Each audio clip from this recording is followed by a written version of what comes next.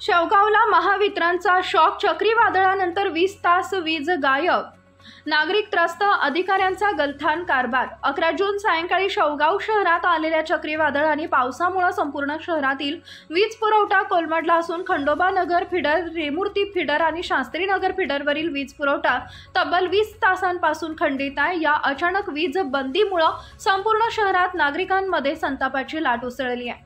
दरवर्षी पावसाळ्यापूर्वी करावयाची झाडांची छाटणी, सबस्टेशन क्लिनिक, ग्रास कटिंग यांसारखी मेंटेनन्स कामे केवळ नावापुरती केली जात असल्याची तक्रार नागरिक करत आहेत।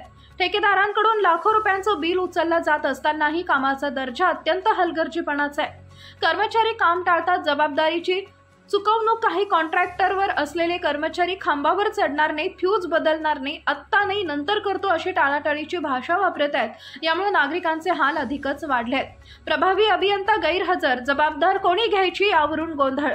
तालुका उपअभियंता पुरोहित यांची बदली झाल्यानंतर त्यांच्या जागेवर प्रभारी अधिकारी नेमणुकीसाठी सुरू असलेल्या सुदोपसुदीमुळे व्यवस्थापन अधिकच ढासळलंय।